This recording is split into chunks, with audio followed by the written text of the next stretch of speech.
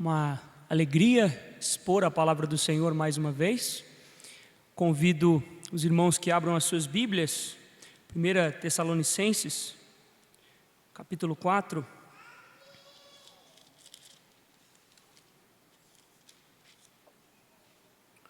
Do verso 9, versículo 9 até o versículo 12. 1 Tessalonicenses, capítulo 4, do versículo 9 até o versículo 12.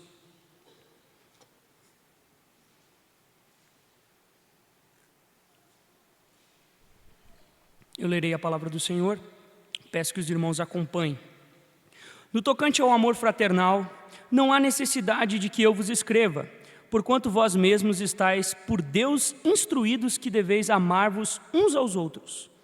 E, na verdade, estáis praticando isso mesmo para com todos os irmãos em toda a Macedônia. Contudo, vos exortamos, irmãos, a progredirdes cada vez mais e a diligenciardes por viver tranquilamente, cuidar do que é vosso e trabalhar com as próprias mãos, como vos ordenamos, de modo que vos porteis com dignidade para com os de fora e de nada venhais a precisar.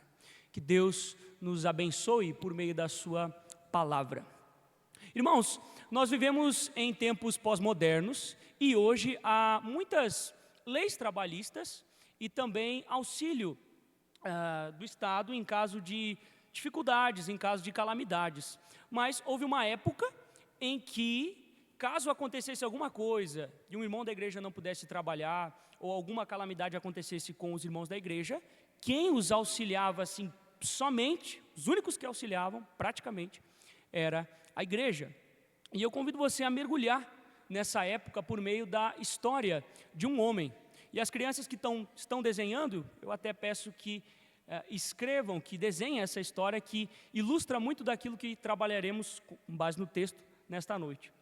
De um homem, história de um homem chamado Albert. Albert era um cristão que trabalhava como carpinteiro em uma pacata cidadezinha pequena. E, infelizmente, a sua esposa ficou acometida de uma doença. Ficou doente, carecendo de cuidados médicos, e aí o tempo dele ficou mais curto, porque ele tinha que trabalhar e cuidar da sua esposa. E ele já não tinha lá, o seu trabalho não lhe trazia grandes finanças, muito dinheiro. E então ele recebe uma carta, junto com a igreja, de uma igreja próxima, que a cidade sofreu uma catástrofe e vários irmãos perderam suas casas, seus bens, e estão necessitados. E a igreja local não podia auxiliá-los. Então Albert fica muito comovido com aquela situação. E então ele resolve ajudar. Mas, na sua limitação, ele consegue umas horas extras, constrói umas coisas menores que vendem mais rápido, e ele começa a arrecadar fundos, dinheiro, e finalmente ele consegue. Então ele pede para sua irmã, Mary, cuidar da sua esposa doente, e ele vai até esses irmãos, em uma jornada um pouco longa. Chegando lá, ele é recebido com muita alegria por os irmãos. Ele traz ali mantimentos, roupas, coisas que eles precisavam, dinheiro. E ele não só traz para os irmãos, mas fica alguns dias os ensinando, os ajudando a reconstruir as suas coisas e também os ensinando. E, terminados aqueles dias, ele volta para sua casa e a sua esposa ainda está lentamente se recuperando, mas ele dá graças a Deus, porque ele fez a vontade de Deus e ele pôde abençoar os seus irmãos, mesmo diante das tribulações, usando o seu trabalho. Irmãos, essa história, ela é fictícia, embora muitas pessoas tenha acontecido situações muito parecidas com essa ao longo da história da igreja, e ela ilustra muito do que iremos tratar nessa noite. Diante disso, o tema do sermão dessa noite é: ame sem limites. Ame sem limites. E eu quero dar um breve resumo daquilo que nós vamos tratar nessa noite. O texto, o sermão será dividido em 3 partes. Na primeira parte do sermão, eu irei afirmar, com base no texto, que as circunstâncias não podem impor limites ao nosso amor. E eu quero também, nessa primeira parte, definir o que é amor biblicamente. Por isso que nós vamos gastar bastante tempo do sermão nessa primeira parte. Na segunda parte, que vai ser um pouco mais rápida, eu irei mostrar com base no texto também que os limites geográficos, espaciais, ou melhor, a geografia não deve impor limites ao nosso amor. Ele deve transbordar, ir além. E por último, eu tratarei do trabalho como uma forma de amar ao próximo. Irmãos, relembremos rapidamente algumas coisas do contexto da igreja. A igreja de Tessalônica, ela destacava-se positivamente. Ela foi plantada muito rápido e em meio a muita tribulação, perseguição. Isso tem sido exposto aqui ao longo da série de sermões. E mesmo diante desses sofrimentos, dessas tribulações, eles amavam os seus irmãos. E Paulo, a partir do capítulo 4, versículo 1, ele entra na parte mais prática da carta. Nós somos lembrados disso, pelo reverendo Alceu na semana passada, com esse finalmente aí no versículo 1 do capítulo 4. E ele começa a uma parte mais prática e ele trata então da impureza sexual e entra nessa parte que nós vamos trabalhar nessa noite. Não há muita conexão entre a parte da impureza sexual com a parte que nós trabalhemos hoje à noite. Há uma pequena conexão que eu vou abordar, mas ela é muito pequena. Contudo, Paulo ainda está desenvolvendo um argumento, um assunto. Percebam que no versículo 1, no capítulo 4, no finalzinho, Paulo diz: continueis progredindo cada vez mais. E no versículo 10 do capítulo 4, ele diz: progredides cada vez mais. Então ele segue desenvolvendo o tema da santidade, mas agora em uma outra área, em um outro assunto. E como eu disse, o tema do sermão desta noite é ame sem limites. Sem quais limites? Primeiro ponto, versículo 9 e 10, sem limites de circunstância. Paulo inicia o texto, aí na sua Bíblia, dizendo, no tocante ao amor fraternal. O que é esse amor fraternal? No original é uma palavra só. Essa palavra, ela era usada na época do Novo Testamento apenas para se referir a relações familiares, ao amor que um membro de uma família tinha por outro.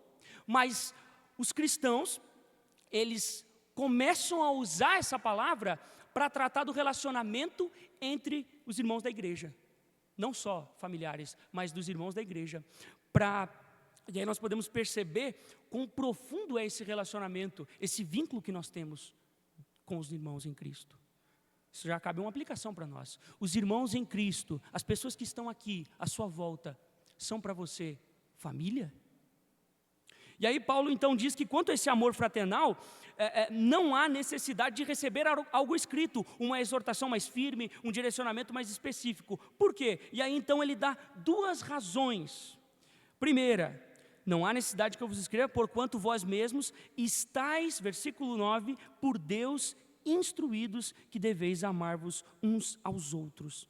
Pois eles já estavam sendo ensinados por Deus. E a ideia aqui é algo em andamento. Não está completo ainda. Deus está os ensinando. E é interessante porque Paulo aqui usa uma palavra, para nós são várias, né? Estai por Deus instruídos. Mas no original é uma só. Que não há em escritos fora da Bíblia essa palavra. Nem em outros escritos. Os comentaristas, eles sugerem que Paulo inventou essa palavra, ele criou essa palavra. E o que Paulo está fazendo ao criar essa palavra? Ele está fazendo eco a uma promessa do Antigo Testamento. O Antigo Testamento tem a promessa de que chegaria um dia em que todos, literalmente isso, Isaías 54:13, todos os teus filhos serão ensinados por Deus. João, no seu evangelho, inclusive cita essa promessa, e serão todos ensinados por Deus, João 6:45. Mas como assim? Será que no Antigo Testamento as pessoas não conheciam a lei de Deus? Conheciam, e muito bem. O problema é que no Antigo Testamento existia uma disparidade entre o que as pessoas conheciam, muitas delas, e o seu caráter, e o que elas viviam. E essa promessa é que vai chegar o dia em que haverá, sob a nova aliança, um comprometimento verdadeiro com o Senhor. E Paulo está dizendo aqui que essa bênção chegou, essa promessa está se cumprindo na vida dos tessalonicenses. Agora, como que Deus opera isso? Como que Deus estava ensinando os irmãos lá de Tessalônica, E como que Deus está ensinando a igreja presbiteriana Ebenezer, se cremos nisso? Primeiro, duas coisas. Há tanto o elemento externo quanto o elemento interno. O elemento externo, por meio dos líderes. Paulo tinha instruído a igreja sobre esse assunto. Ele fala isso, por exemplo, no versículo 11, como vos ordenamos. Mas é provável que já tivessem líderes, presbíteros lá na igreja. E esses presbíteros também estivessem ensinando a igreja. E vejam, irmãos, Deus nunca eliminou o fator humano. Ordinariamente, Ele sempre usa os homens para ensinar a igreja. Mas também há o elemento interno. E esse é o mais importante, pois é esse que dá a capacidade de um homem compreender e viver as verdades eternas.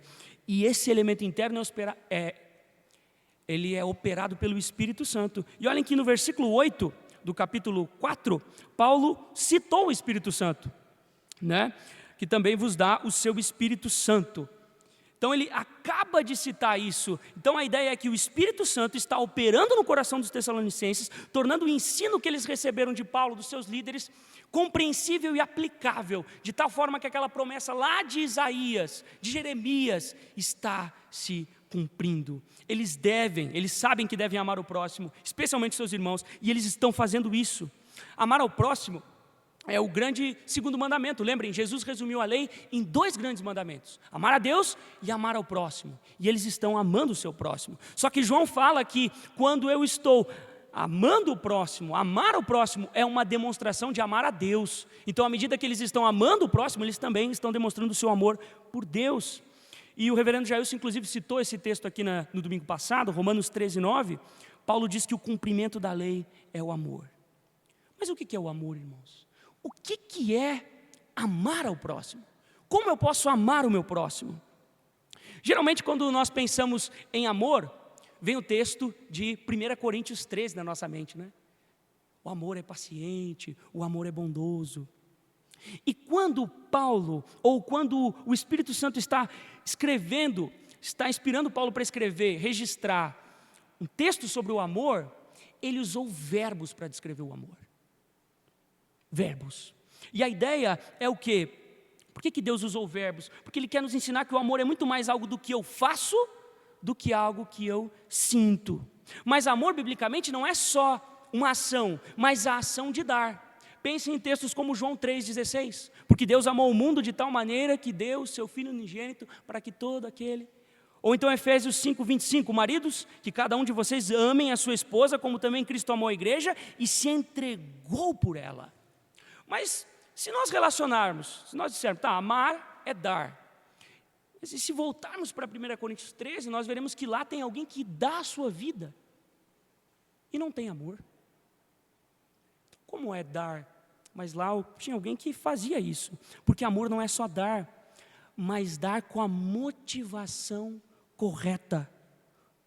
Se doar todas as suas posses ou até a sua vida a fim de conseguir alguma coisa em troca, você não se qualifica como alguém que tenha verdadeiramente amado, porque o amor bíblico não precisa ser recompensado para continuar amando. Mas ainda falta uma coisa.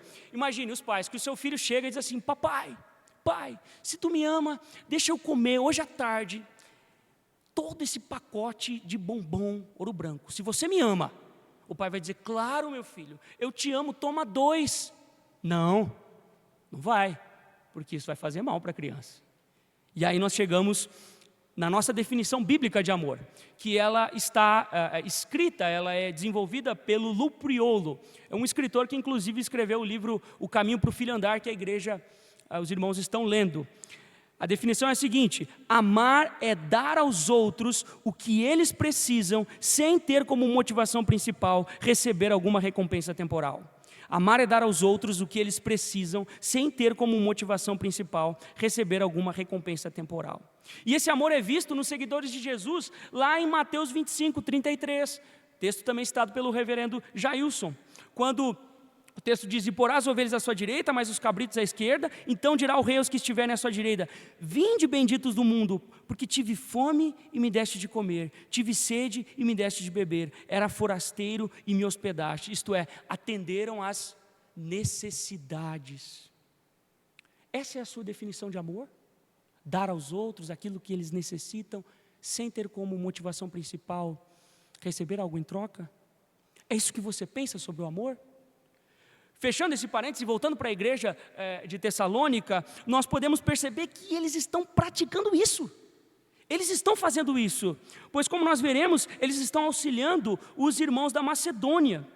Era exatamente o que eles faziam. Só que o que chama a nossa atenção, o que deve chamar a nossa atenção, é que esse amor, ele é exercido em meio à tribulação, em meio às dificuldades.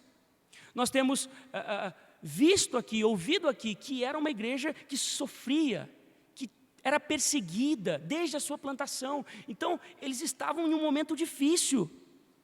E mesmo assim, eles estão amando o próximo. E vejam, se amar ao próximo em dias normais já é difícil, porque nós temos a tendência de nos voltarmos para nós mesmos, sob tribulação, é ainda mais difícil.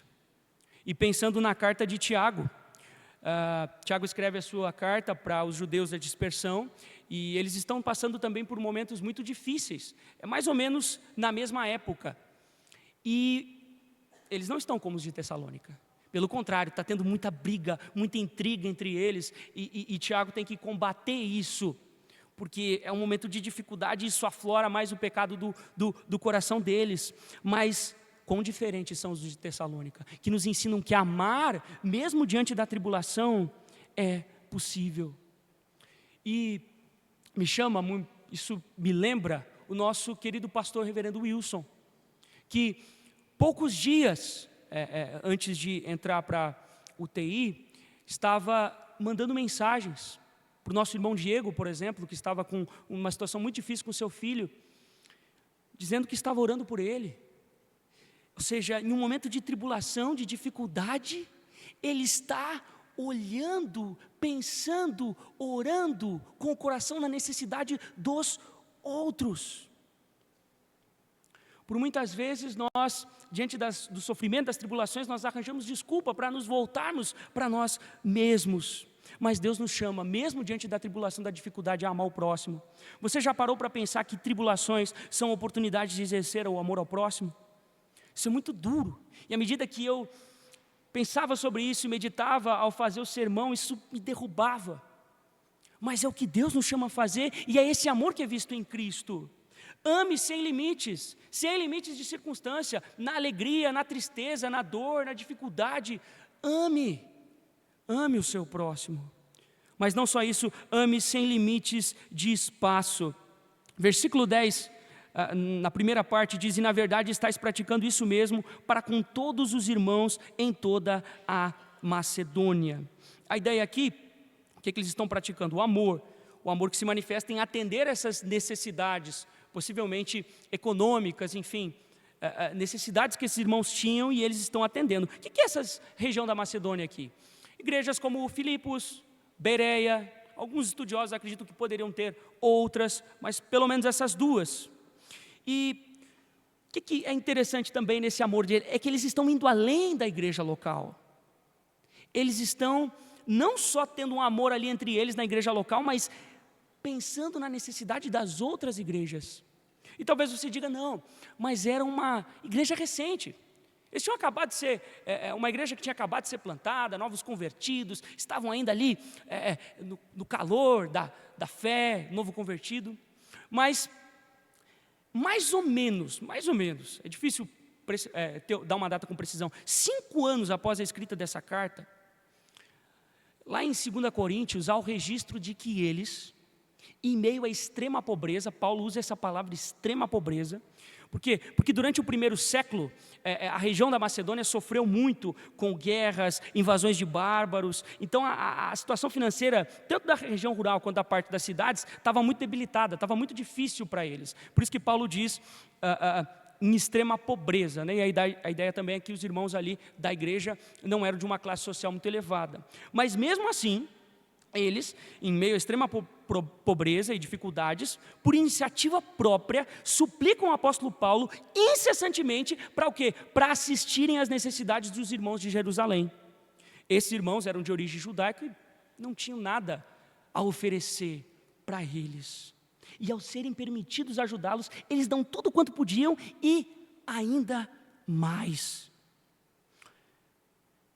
Provavelmente também por isso que nós entendemos que essa ajuda para os da Macedônia era financeira. Então percebam, eles estão ali, o amor deles está ali na igreja local, transborda para o contorno, a região da Macedônia, e depois vai até Jerusalém. Naquela época, ir de Jerusalém até Tessalônica, dependendo da estrada, se via marítima ou estrada, poderia ser de 1.800 a 2.000 quilômetros. Poderia ser uma viagem de 1 mês ou até de 3 meses. Mas mesmo assim, nós podemos ver o amor deles transbordando, indo além do perímetro. E vejam, irmãos, nessa época, se inteirar do que acontecia em outras igrejas e se preocupar com isso e atender a isso, era bem mais difícil do que hoje. Para nós, é muito mais fácil. Aqueles que têm rede social, a grande maioria de nós talvez, podem utilizá-la para acompanhar outras igrejas que estão sendo plantadas, outros projetos. E Deus nos chama, irmãos, para além daquilo que nós fazemos. Eu sei, e eu louvo a Deus por isso, muito daquilo que nós estamos hoje vendo nessa noite, a nossa igreja já tem feito, já tem praticado, e a nossa igreja pode também ser conhecida por esse amor que transborda.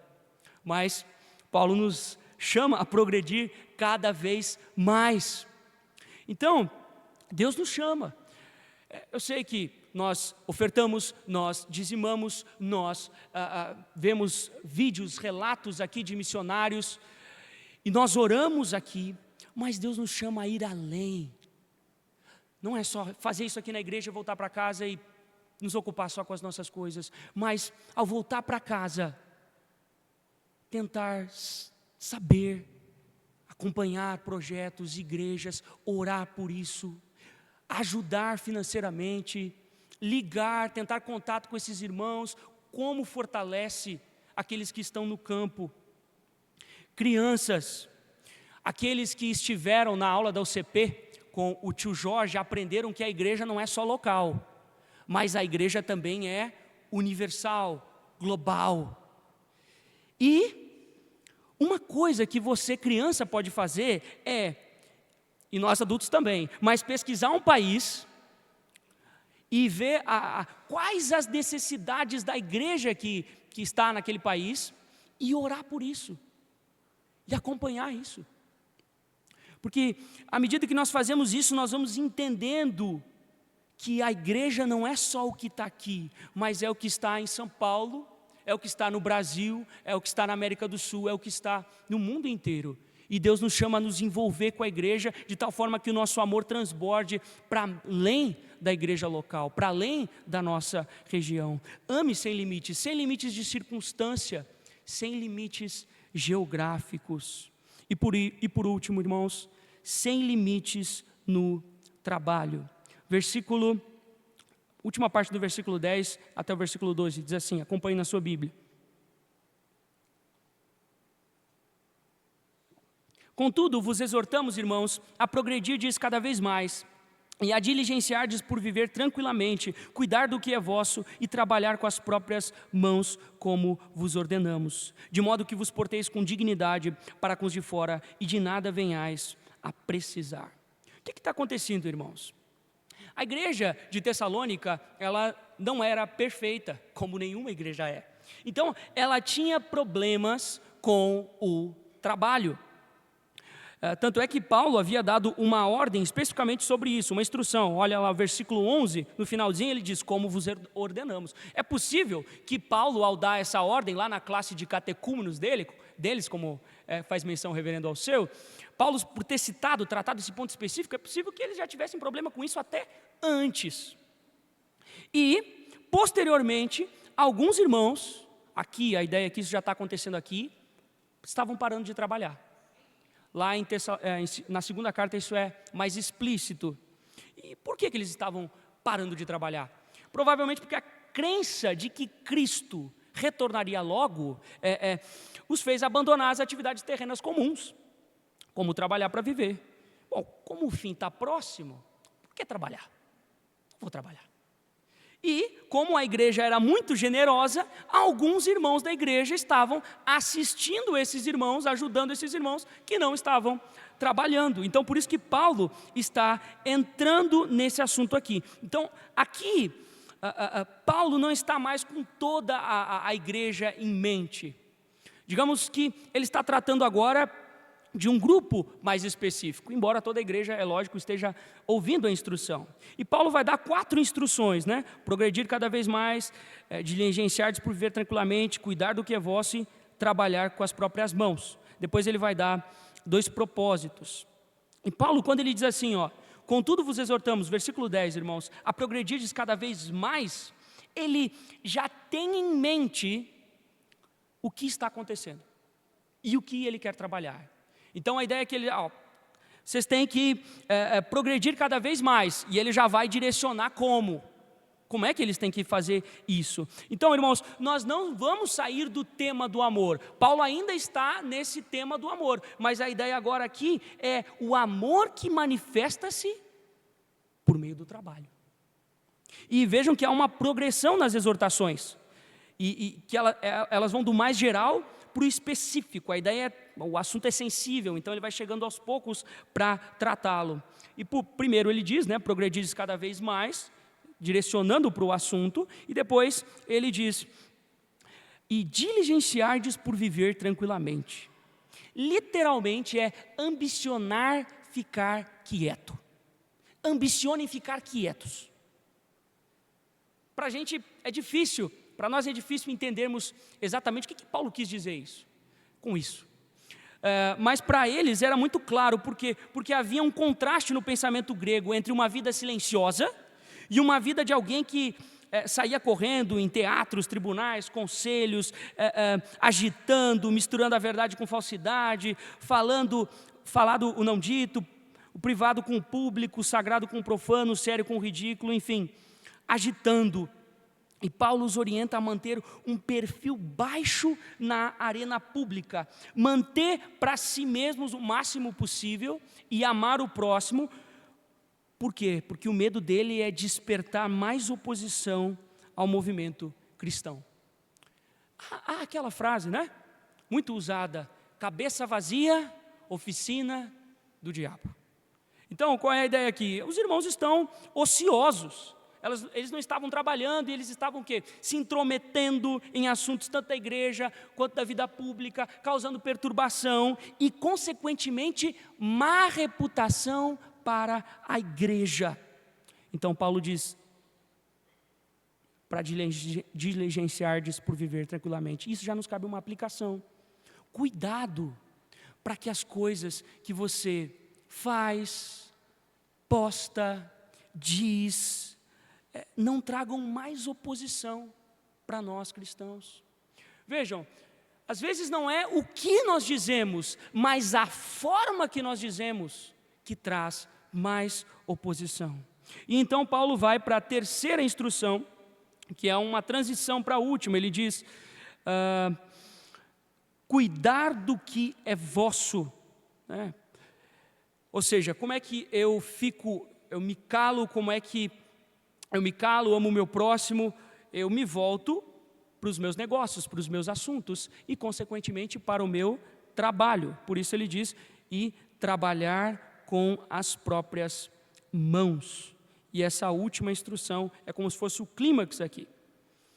E isso é interessante que Paulo diz, trabalhar com as próprias mãos para uma igreja que a maioria é grega, são gregos, e está no contexto grego. E para os gregos, o trabalho braçal, o trabalho com as mãos, não é honroso. Eles desprezavam isso.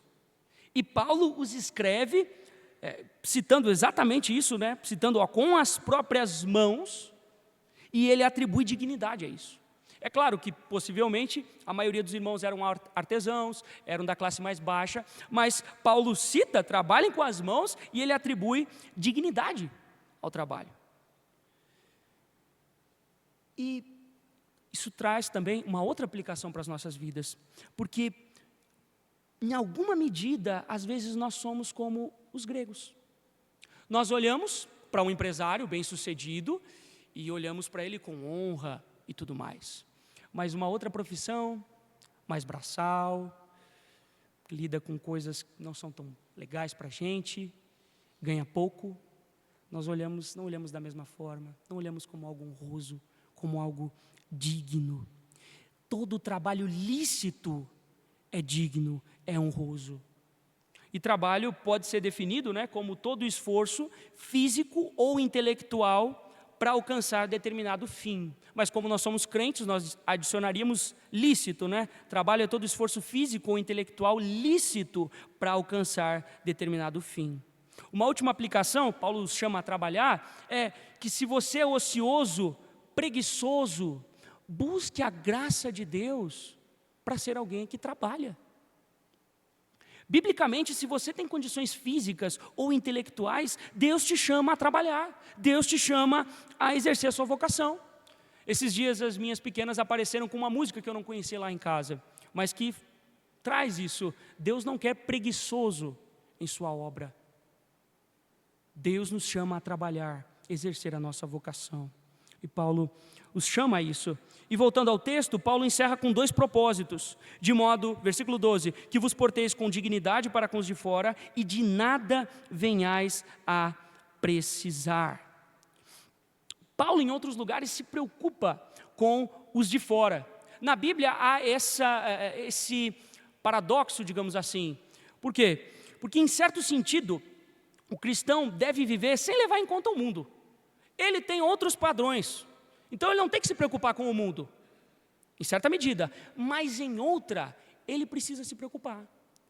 Por quê? Porque ele deve ter sempre em mente que a sua conduta não pode trazer descrédito à fé. Então ele precisa se preocupar com as aparências, essas 2 coisas. E por isso Paulo fala, de modo que vos porteis com dignidade para com os de fora. Ele está preocupado com isso, que eles não tragam descrédito à fé, por isso trabalhem. E um segundo propósito, de nada venhais a precisar, que a NVI traduziu como não dependam de ninguém. Paulo estaria incentivando o individualismo? Não. Pense no contexto da igreja. Irmãos estão se abusando de outros, eles podem trabalhar, mas eles não estão trabalhando, e outros os estão sustentando. Então ele diz, não, que eles não dependam de ninguém, que eles trabalhem. Por isso, de nada venhais a precisar. Tentem ser independentes, já que vocês podem trabalhar. E isso nos traz algumas aplicações, e com elas nós encerramos esse terceiro ponto. Primeiro, estude sobre isso. Irmãos, trabalho possivelmente é o que nós mais fazemos, é trabalhar. Mais às vezes do que ficar com a nossa família. Então nós precisamos ter uma boa cosmovisão do que é o trabalho. Então nós precisamos estudar sobre isso. Existem vários livros sobre isso. Você pode ler, pedir indicações para os pastores, quais livros eles indicam, e estudar sobre esse assunto. Segundo, o pensamento predominante hoje é que o trabalho é para você, que é para trazer sustento para você, que é para promover você socialmente, é um meio de realização individual. E o que Paulo está dizendo é que o seu trabalho tem um propósito na comunidade de fé, na igreja. O seu trabalho não diz respeito somente a você, mas à igreja. Hoje nós talvez perdemos isso, Não estou querendo criticar, dizer que isso é negativo, mas há várias leis trabalhistas, auxílios que o Estado dá caso alguma coisa aconteça, mas antigamente era praticamente só a igreja. Por isso que Paulo diz, por exemplo, em Efésios 4:28, aquele que furtava, não furte mais, antes trabalhe, fazendo algo de útil com as mãos, para que tenhais o que repartir com o que estiver em necessidade. Você pensa no seu trabalho como uma forma de abençoar o corpo de Cristo? De amar o seu irmão? Amanhã, quando você acordar cedo e for trabalhar, pense nisso, o meu trabalho é uma forma de eu amar o meu irmão. Amar a igreja de Cristo. Crianças, o trabalho do papai, do pai, da mãe, não é só para família. Não é só para colocar comida na mesa da família, é também para isso, mas é também para abençoar a igreja, os irmãos da igreja, amar os irmãos. E uma última aplicação é, se você não pode trabalhar, é claro que se nós entendermos o trabalho como todo esforço físico ou intelectual lícito para alcançar determinado fim, você provavelmente trabalha. O que talvez não aconteça é que você não trabalha de forma remunerada. Se você não pode trabalhar assim, descanse em Deus. Graças a Deus, você tem uma igreja que pode lhe assistir, que pode lhe ajudar, lhe amar. E irmãos podem demonstrar o seu amor por você. E você não é menos importante por isso. O seu valor, a sua identidade não está no que você faz no seu trabalho, mas em Cristo. Para concluir, irmãos, eu quero dizer que esse amor sem limites é visto em Cristo. Cristo, Ele, mesmo diante de perseguição, de tribulação, de sofrimento, Ele não voltou-se para si, mas sempre para os seus irmãos, sempre para o próximo. E Cristo, Ele foi o que percorreu a maior distância no seu amor, saindo da glória e se encarnando aqui nesse mundo. Então o amor de Cristo transborda todos os limites geográficos. E nós podemos ver também esse amor que manifesta-se por meio do trabalho em Jesus. Ele trabalhou, ele teve uma profissão, a Bíblia fala dele como carpinteiro. Alguns estudiosos vão dizer que isso possivelmente era alguém que estava envolvido em construção de casas.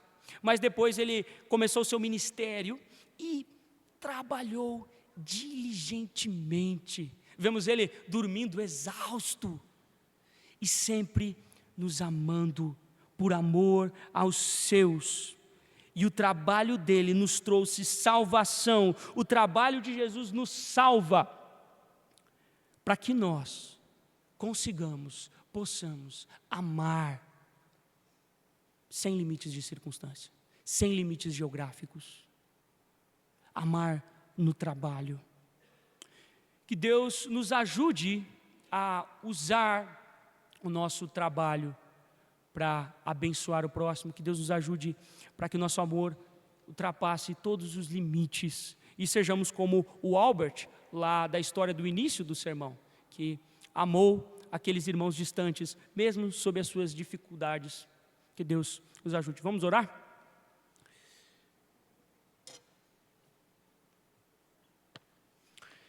Senhor, graças te damos, ó Pai, porque o Senhor nos amou. Nós que não merecemos, nós que somos pecadores, mas o Senhor nos amou. Ó Deus, graças te damos por esse amor e pedimos, ó Deus, que o Senhor, que o Teu Espírito que habita em nós, nos ajude a amar sem limites. Que o Senhor nos ajude a nos envolvermos com a Tua igreja, a sabermos das necessidades dos nossos irmãos e a amarmos, ó Deus, amarmos. Ajuda-nos, ó Pai, e Te louvamos e Te agradecemos, porque temos visto isso na vida da igreja, na igreja Ebenezer, ó Deus. Temos visto isso, temos desfrutado disso, mas assim como Paulo ordena, instrui a igreja de Tessalônica a progredir mais, que a igreja Ebenezer progrida mais, avance mais nesse amor. É no nome de Jesus que nós oramos por isso, ó Pai. Amém.